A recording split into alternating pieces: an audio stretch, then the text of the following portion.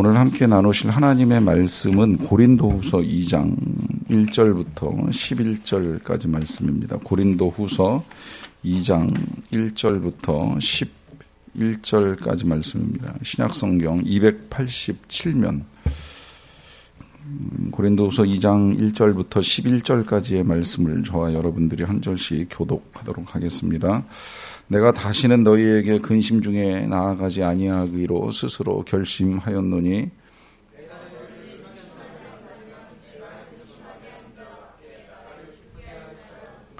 내가 이같이 쓴 것은 내가 갈 때에 마땅히 나를 기쁘게 할 자로부터 도리어 근심을 얻을까 염려함이요 또 너희 모두에 대한 나의 기쁨이 너희 모두의 기쁨인 줄을 확신함이로라.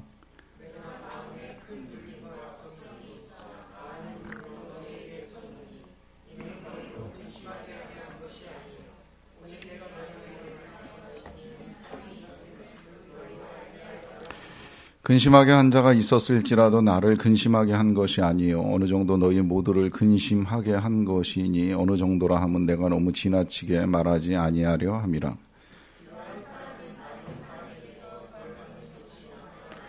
그런즉 너희는 차라리 그를 용서하고 위로할 것이니 그가 너무 많은 근심에 잠길까 두려워하노라.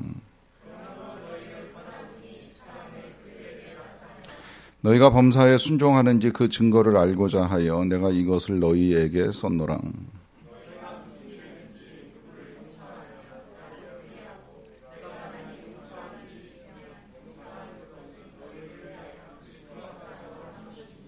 같이 읽겠습니다. 이는 우리로 사탄에게 속지 않게 하려 함이라. 우리는 그 계책을 알지 못하는 바가 아니로라. 아멘. 가정사역을 하는 게리 체프만 목사님이 쓴 책 5가지 사랑의 언어 아마 많이 들어보시고 또 읽어보신 분들도 계실 거라고 생각을 합니다.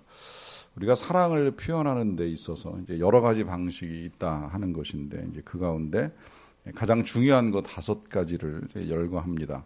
상대방을 인정하는 말로부터 이제 함께하는 시간을 갖는 거, 그리고 선물하고 또 봉사하고 스킨십까지가 우리가 표현할 수 있는 이제 사랑의 언어다. 이제 보통은 그렇게 이야기합니다.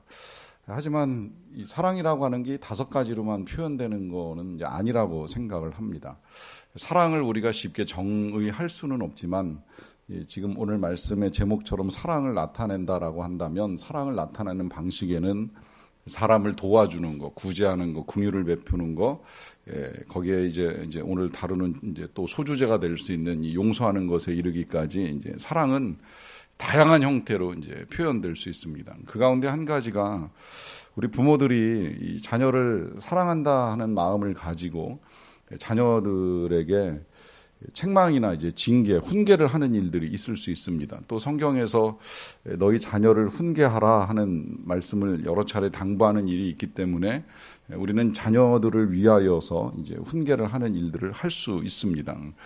그런데 이 훈계라고 하는 것이 우리가 지금 몇 차례 이미 이제 오면서도 말씀을 드렸습니다마는 상대방이 어떻게 받아들이느냐에 따라서 이것은 사랑이 될 수도 있고 아닐 수도 있다라고 하는 거예요. 우리는 늘 자녀를 훈계하는 과정 중에 꼭 이런 말을 덧붙일 때가 있잖아요. 다 널 사랑해서 하는 말이야.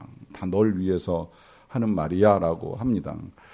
그 부모의 마음이 잘 전달돼서 정말 부모님이 나를 사랑하셔서 나를 이렇게 이끌어가기를 원하시는구나 라고 하는 깊은 감동을 자녀가 받는다면 그건 성공한 훈계라고 할 수가 있겠지요. 그러나 자녀의 마음속에는 전혀 이 사랑의 감동이 없이 난 지금 부모님으로부터 심한 잔소리를 들었고 그 잔소리를 들은 것이 내게 짜증과 화를 불러일으켜서 도저히 참을 수가 없어라고 한다면 부모의 입에서 아무리 이것이 사랑이라고 표현을 해도 자녀는 절대 사랑으로 받을 수가 없다는 것입니다.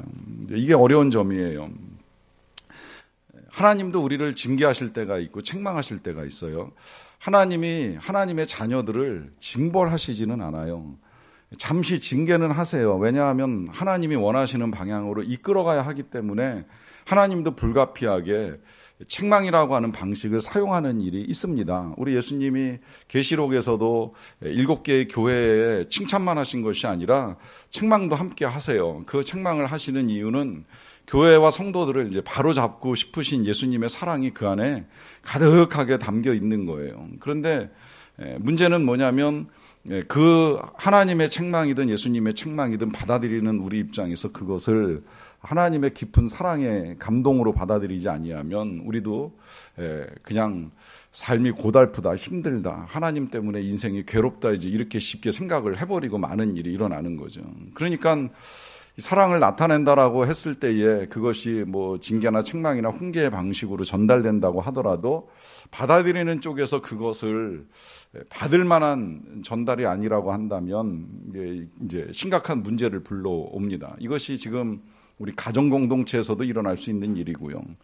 뭐 뿐만이 아니라 직장 공동체에서도 그래요. 뭐 그야말로 상사가 부하 직원을 훈계하고 가르쳐 줌에 있어서도 부하 직원이 상사를 통해서 애정을 가지고 내가 배울 수 있구나라고 하는 마음을 가지면 이게 정말 아름다운 사랑의 관계가 될 수 있습니다만, 또 한편으로는 상사에게 그냥 내가 오늘 혼나기만 했다 하는 식으로 받아들이게 되면 이 제대로 된 전달이 아니 될 수도 있다라고 하는 점을 고려하는 거죠. 이 문제가 이제 교회 안에서도 불거지는 겁니다. 교회 안에 교회의 어려움을 초래한, 내지는 이제 교회의 법적 표현으로 하면, 이게 교회법상의 표현으로 하면 교회는 이제 건덕상의 문제라고 보통 표현을 합니다.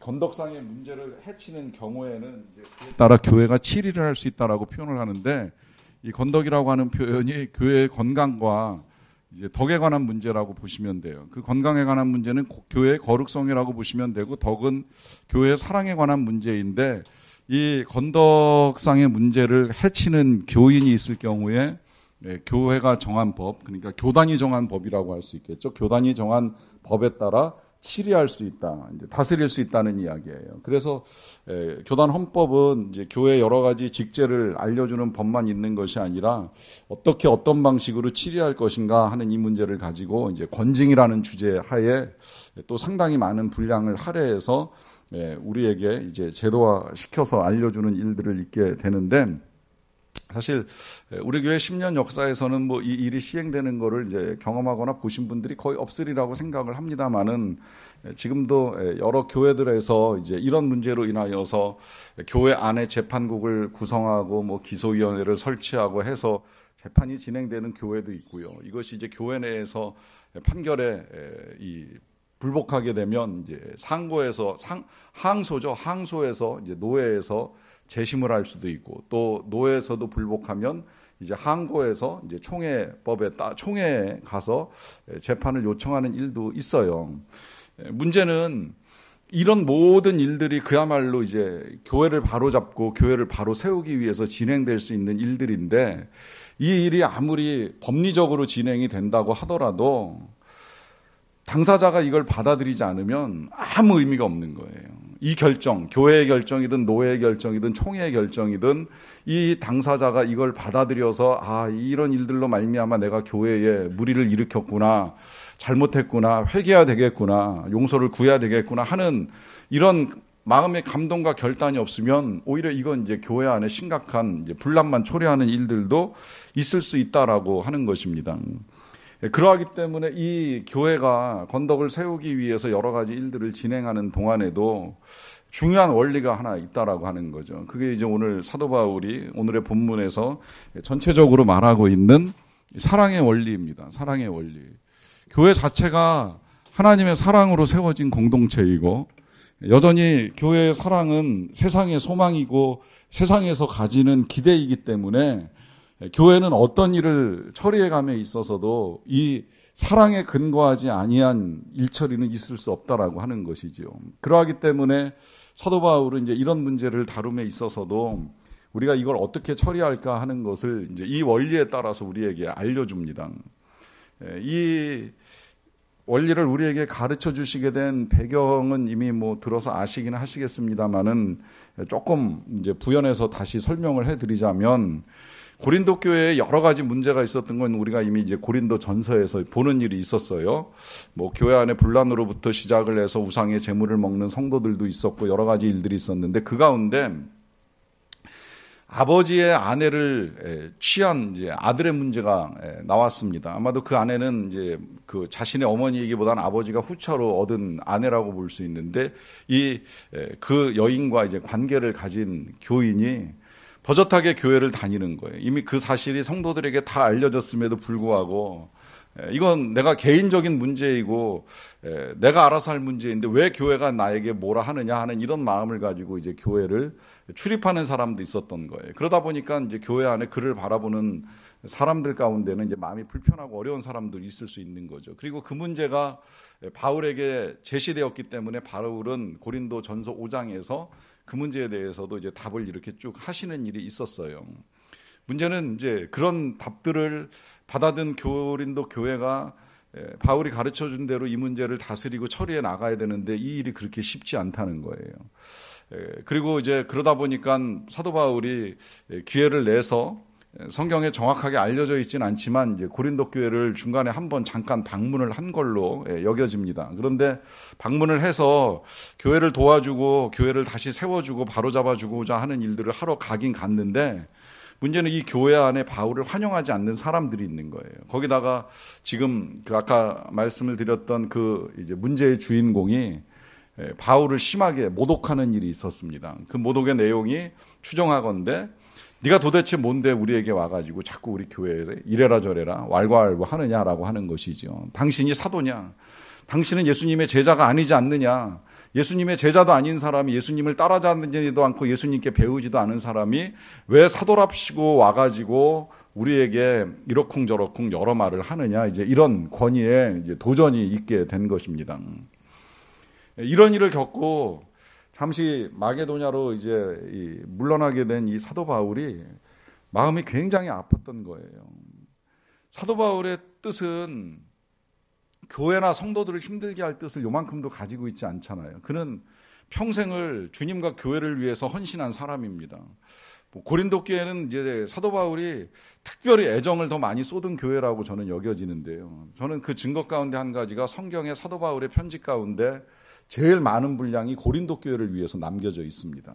로마서도 길기는 하지만 한 편이잖아요. 근데 고린도 교회는 두 편이나 장문으로 편지를 썼어요. 근데 그 편지들 뿐만이 아니라 그 중간에 정확하진 않지만 고린도 전서도 아니고 후서도 아니고 중서라고 할 수 있는 또 하나의 편지가 고린도 교회에 보내진 거예요. 그래서 이걸 고린도 중서이다 이제 보통은 그렇게 표현하고 그 편지를 눈물의 편지라고도 이제 이야기하는데 그렇게 표현하는 이유는 이제 오늘 본문에 그 내용이 들어있기 때문입니다. 눈물을 담아서 고린도 교회에 다시 편지를 보낸 거예요.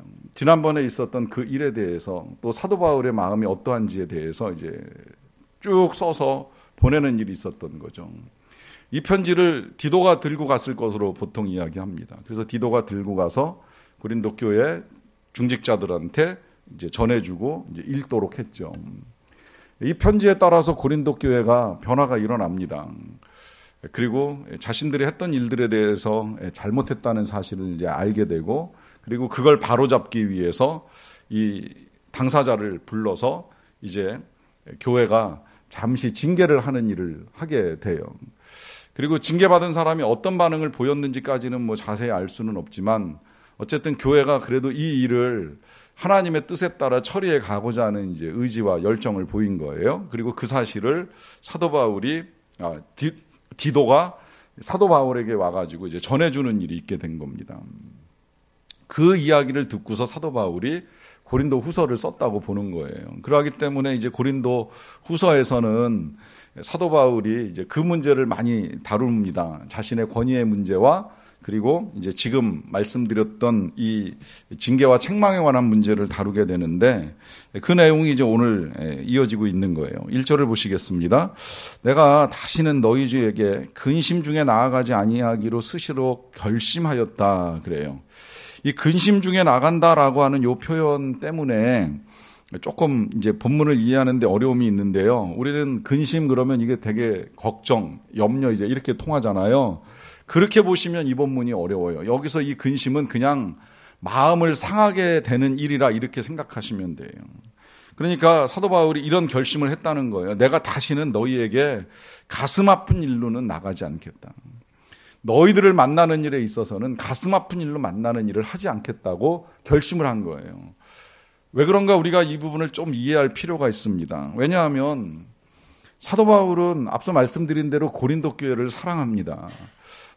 사도 바울이 고린도 교회만 사랑하진 않겠지요. 교회를 세우면 목사는 교회를 사랑할 수밖에 없어요. 어쨌든 교회를 세우는 과정 중에 땀 흘리고 수고하고 기도하는 일들이 있는데 그러고 난 다음에 교회에 애정이 없다 그러면 뭔가 잘못된 거죠. 그러니까 사도 바울은 모든 교회들마다 애정을 가질 수밖에 없고 그 가운데 이 고린도 교회는 앞서 말씀드린 대로 굉장히 힘들 때 세운 교회예요. 아테네에서 전도의 열매가 잘 맺히지 않은 상태에서 낙심하고 절망 중에 다시 고린도에 가가지고 어렵사리 세운 교회이기 때문에 이 교회에 대한 애정이 굉장히 컸어요. 그러하기 때문에 교회를 사랑하지 않을 수가 없는데 그 사랑하는 교회이기 때문에 우리가 지난번에 왜 1장 읽어올 때 사도 바울이 그런 고백도 했잖아요. 그날에 우리 주 예수의 날에 너희가 우리의 자랑이 되고 우리가 너희의 자랑이 되는 것이라. 자랑스럽게 생각을 하는 거예요. 그날에 예수님 앞에서 나는 너희들의 자랑이 될 것이고 너희는 나의 자랑이 될 것이다 라고 하는 고백을 할 만큼 교회에 대한 애정이 컸어요. 그런데 이런 교회의 성도들을 만나는데 이게 그냥 지금 제가 여러분들을 만나듯이 매주일 만나고 수요일 만나고 하는 이런 만남이 아니잖아요. 이 만남이라고 하는 건 몇 년에 한 번 만날지 안 만날지 모르는 거예요. 그렇다고 편지를 한번 제대로 보낼 수 있어요. 지금같이 매일 전화를 하고 카톡을 하면서 연락을 취할 수가 있어요. 다 안 되는 거예요. 편지 한 번 보내도 몇 년이 걸릴 수 있는 거고 한 번 찾아가려고 해도 몇 년이 걸릴 수 있는 것인데 그렇게 기다리고 고대하다가 찾아가가지고 만나는데 서로 맘상하면서 만난다. 그러니까 눈물의 편지 쓰기 전에 가서 만났을 때 사도 바울 마음이 얼마나 아팠을까 하는 생각을 해보는 겁니다. 모처럼 찾아왔는데 교회 세우고 나서 떠나갔다가 2, 3년의 세월이 흐르고 어렵사리 시간 내가지고 왔는데 와서 만났는데 이게 기쁨이 서로 안 되는 거예요. 서로 근심만 생기는 거예요. 마음의 상처만 주고받았어요. 그들은 책망을 받았지만 혼났다 생각을 하는 것이고 사도 바울은 또 그들을 사랑해서 찾아가 줬는데 인정해 주지 않고 모욕을 받고 떠나와야 했으니 얼마나 이게 근심되는 가슴 아픈 일이 되겠느냐 하는 거죠. 그러니까 사도 바울이 마음에 결심을 하는 겁니다. 다시는 이런 일로 만나지는 않겠다. 그러면서 하는 말이 내가 너희를 근심하게 한다면 내가 근심하게 한 자밖에 나를 기쁘게 할 자가 누구이겠느냐 그래요. 이 표현이 조금 어렵게 표현이 됐는데요. 그냥 이렇게 보시셔도 돼요. 내가 너희를 마음 상하게 하기 위해서 간다면 그게 무슨 의미가 있겠냐는 거예요.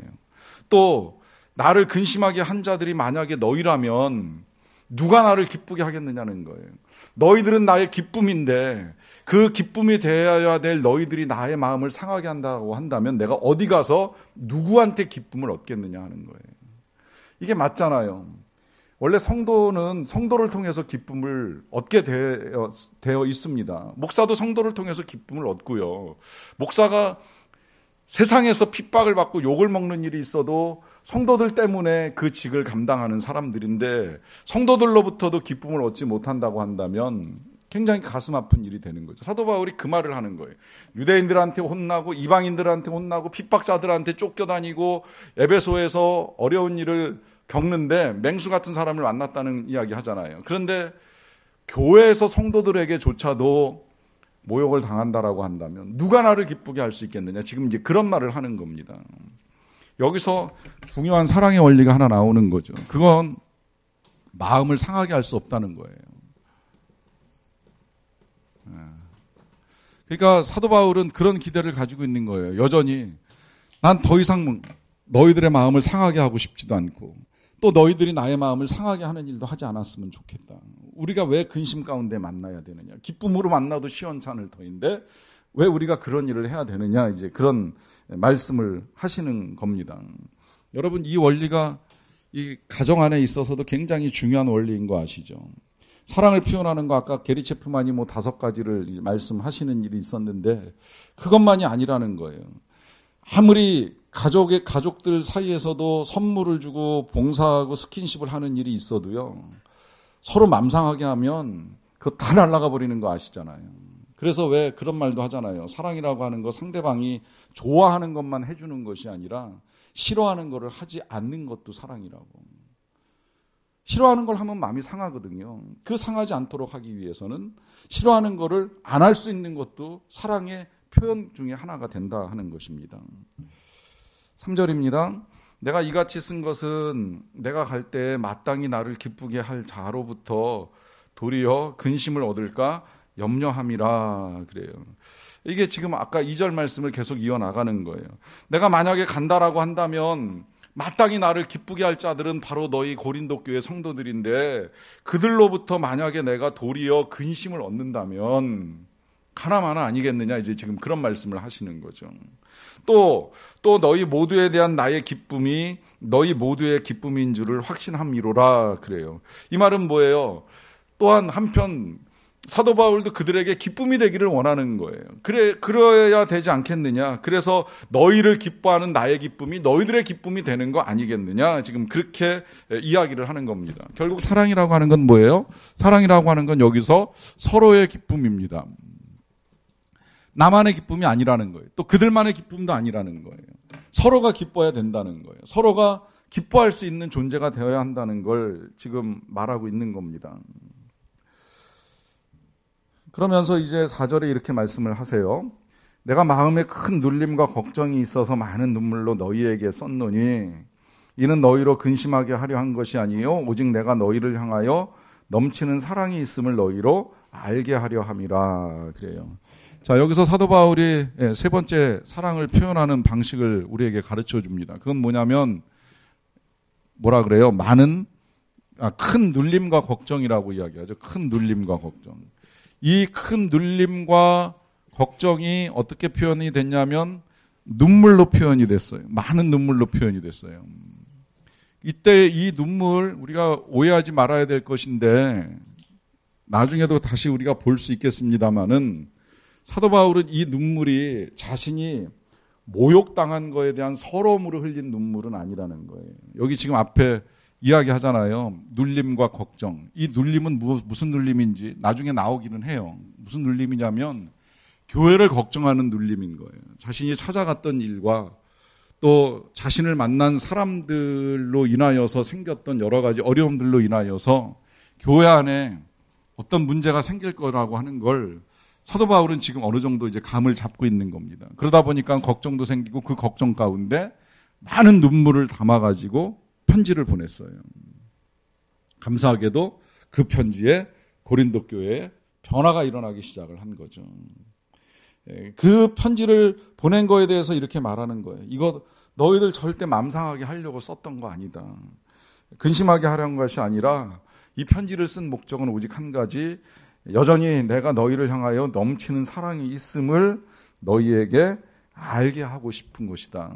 여기서 알게 한다라고 하는 이 표현을 통해서 하나의 또 이 사랑이 나오는 건데 그건 뭐냐면 고린도 교회가 행여라도 이제 오해를 할까봐 오해를 불식시키기 위해서 하는 겁니다. 이거 오해를 불식시키기 위해서 하는 거를 제가 지난 시간에 그런 말씀을 드렸잖아요. 때로는 해명이 필요하다라고 하는 거죠. 이 해명을 함에 있어서 사도 바울은 이제 눈물로 해명을 한 거예요. 내가 왜 갔는지, 그리고 왜 거기 가서 그 죄인을 그런 식으로 다루어야만 했는지에 대해서 사도 바울이 해명을 하는 거죠. 이때에 이 오해를 불식시키고 해명하는 이 과정에 사랑이 없으면 변명이 되는 것이고 또 사랑이 없으면 비난이 돼버리고 마는 거예요. 그런데 사랑이 있으면 책망이 되고 징계가 되면서 그것이 교회를 바로잡아 나가는 일이 되는 겁니다. 사도 바울은 이 부분을 자신 있게 이야기하는 거예요. 사랑으로 행한 일이다. 자신을 위해서 한 일이 아니라는 걸 분명하게 말합니다.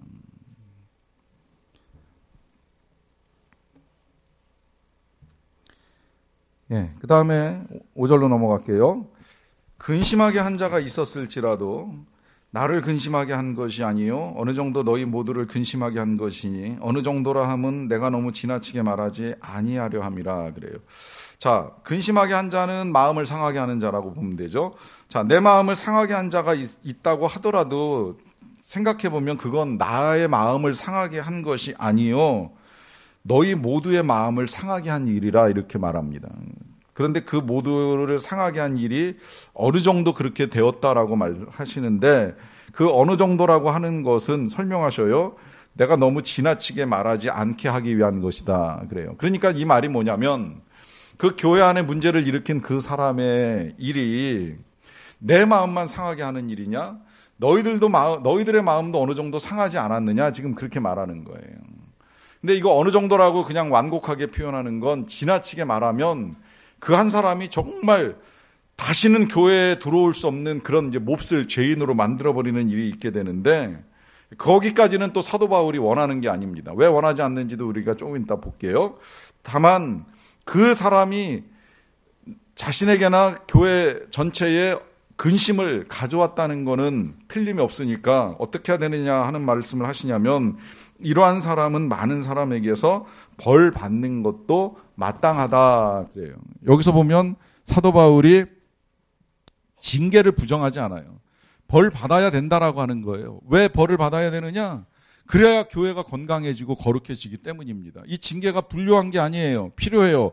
왜 필요하냐? 그래야 교회의 거룩성을 유지할 수 있기 때문이라는 거예요. 그러하기 때문에 벌은 받아야 된다. 벌이 불필요하다 말하지 않아요. 벌 받을 일이 있어야 된다는 거죠.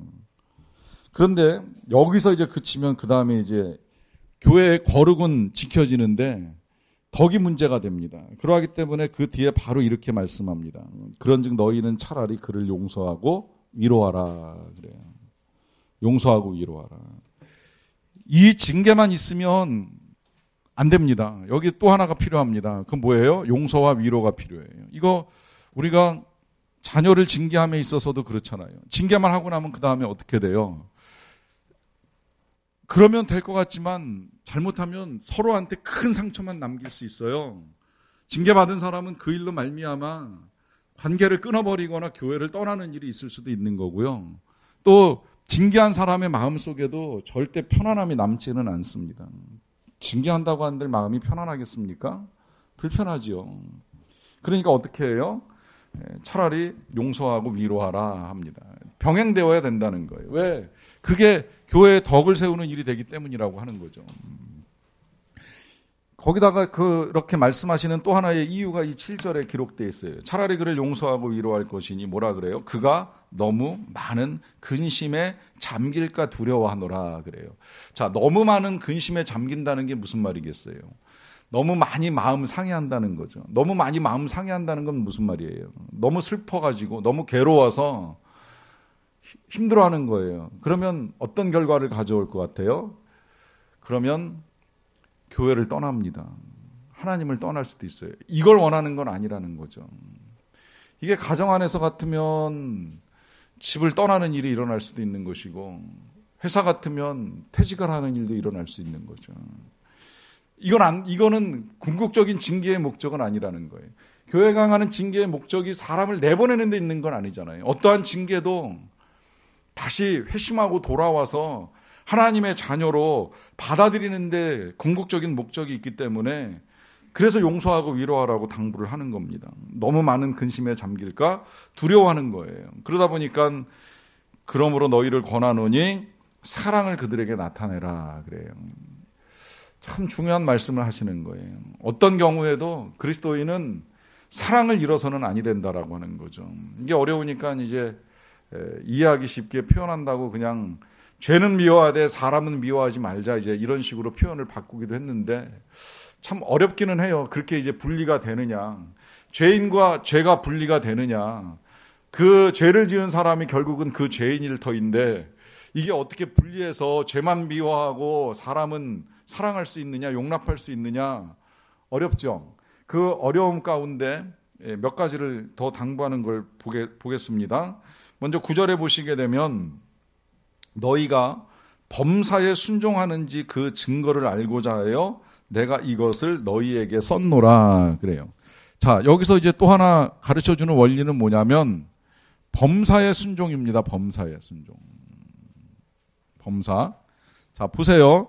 순종의 증거를 알기 위하여 편지를 썼다 그래요. 그런데 이 순종이라고 하는 거는요, 선택적 순종이 아닙니다. 이 부분이 저는 말씀을 나누면서 좀 제일 안타까운 부분인데, 여러분, 하나님의 말씀은 내가 선택해서 요건 순종하고 요건 순종하지 않고 할 수 있는 문제가 아니라는 거예요. 하나님의 말씀은 범사에 모든 일에 순종이에요. 모든 일에 감사하는 만큼 모든 일에 순종도 해야 되는데 이 범사의 순종은 선택이 아니라는 거예요. 이때 그런 범사는 뭐예요? 여기서만 이야기하더라도 징계도 해야 되고 용서도 해야 되고 위로도 해야 된다는 거예요. 다 해야 된다는 거예요. 다 순종해야 된다는 거예요. 그걸 해야지 교회가 거룩함을 잃지 않고 사랑을 잃지 않고 건강하게 갈 수 있다라고 하는 걸 지금 말하는 거예요. 알기는 알겠는데 이것이 또 쉽지 않다라고 한다면 그 다음에 이제 10절에서 이렇게 또 당부합니다. 너희가 무슨 일에든지 누구를 용서하면 나도 그리하고 내가 만일 용서한 일이 있으면 용서한 그것은 너희를 위하여 그리스도 앞에서 한 것이다 그래요. 이 표현이 이제 우리말로 자꾸 조건절로 번역이 되다 보니까 너네가 하면 나도 할게 이제 이런 식으로 자꾸 해석되는 경향이 있는데요. 지금 이 10절은 이제 그런 의미가 아니라 너희가 무슨 일에든지 이제 용서를 선택하면 그건 나와 함께하는 일이다. 그렇게 이제 지금 말씀을 하시는 거예요. 그러니까 사도 바울은 이 고린도 교회의 이 순종, 고린도 교회의 결정에 동참하겠다는 거예요. 동행하겠다는 거예요. 함께하겠다는 거예요. 그 함께한다는 거는 궁극적으로는 사도 바울도 용서하겠다는 거예요. 그가 어떤 말로 자신을 대적하고 자신을 모욕하는 일들이 있었다고 할지라도 용서할 마음을 가지고 지금 그에게 용서할 수 있으니 너희들도 나와 함께 그렇게 했으면 좋겠다는 거예요. 그리고 내가 그를 용서한다고 한다면 그것은 나를 위해서 용서하는 것이 아니라 너희 그 고린도 교회 성도들을 위해서 그리스도 앞에서 한 것이다라고 하는 말씀을 합니다. 여기서 이제 중요한 이 용서의 원리가 하나 나오는 거죠. 그건 뭐예요? 그리스도 앞에서 한다라고 하는 겁니다. 그리스도 앞에서. 우리가 조금 전에 이 용서와 위로의 문제를 다루는 중에 이제 그런 말씀을 드렸어요. 죄는 용서해도 죄는 미워할 수 없다. 죄는 미워하지만 사람은 미워할 수 없다라고 하는 것인데 이게 지금 어려운 문제라고 하는 것을 우리가 알고 있습니다. 이게 분리가 잘 안 돼요. 죄를 지은 당사자는 그 사람이기 때문에 그 사람의 말만 떼어가지고 미워하고 그 사람 자체를 받아들이는 게 어려울 수 있어요. 그때 지금 사도 바울이 우리에게 가르쳐 주는 거예요. 그리스도 앞으로 가져가라라고 하는 거죠. 왜 그리스도 앞에서 이 일을 행했다라고 하는 말을 하겠습니까? 그거 그냥 내가 예수님 앞에 있으니까 용서해야지. 예수님이 내가 하는 일을 보고 계시니까 예수님이 내 안에 계시니까 나와 함께 하시고 나랑 동행하시니까 내가 용서를 해야지 하는 이 부담감에 따른 용서가 아니라는 거죠. 여러분, 이 용서는 우리가 그리스도 앞에서 내가 용서를 먼저 받았다는 사실로부터 출발하지 않으면 굉장히 어려운 일이에요. 내가 용서받은 죄인이라는 사실을 다시 확인하고 나가야 돼요. 내가 그리스도 앞에서 먼저 용서받은 사람이기 때문에 그 다음에 누군가라 하더라도 용서할 수 있다는 것을 우리에게 말씀해 주고 계시는 거예요. 잘 생각해 보면요, 저는 죄가 그런 것 같아요. 다 똑같은 죄를 짓고 살아가는 죄인들인데, 그 죄가 우리가 지금 이제 열매만 가지고 우리가 말과 행동으로 어떤 죄를 지었냐 안 지었냐 이제 이런 생각을 가지고 있다 보니까 이게 진짜 죄인지 아닌지 이게 헷갈리다 보니까 예수님이 마음을 보게 해주셨잖아요. 겉으로 살인 안 해도 마음으로 미워하면 죄다. 겉으로 도둑질 안 해도 탐심 가지면 죄다. 간음을 하지 않아도 음욕 품으면 죄다. 마음을 보게 해주셨어요. 거기서 사실은 우리는 이제 더 나가서 봐야 되는데 내가 정말 하나님과 제대로 된 관계 속에 있는지, 하나님이 주인이신지, 내가 하나님을 하나님으로 섬기는지까지 이제 잘 들여다봐야 진짜 죄인인지 아닌지를 알게 되는데요. 그렇게 들여다보면 결국 죄인은 딱 두 가지로 나오는 것 같아요.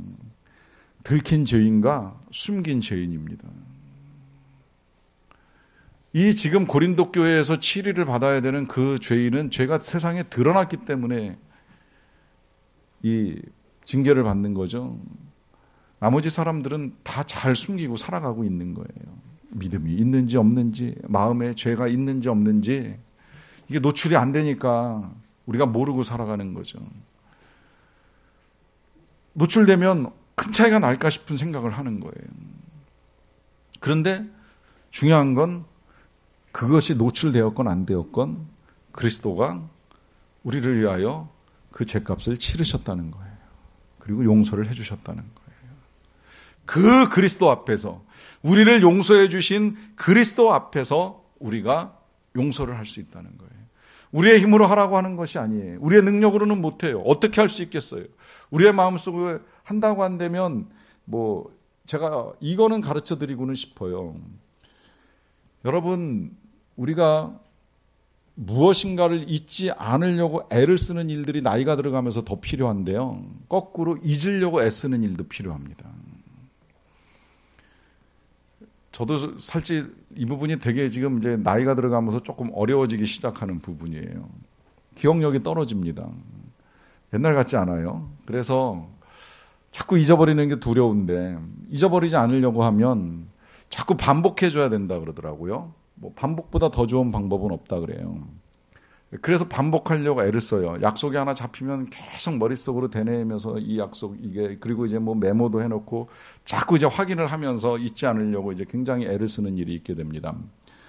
그러면 그래도 기억할 수 있고 잊지 않을 수 있다라고 하는 걸 이제 봤어요. 그런데 그걸 가르쳐 주는 책에서 그걸 가르쳐 주더라고요. 동시에.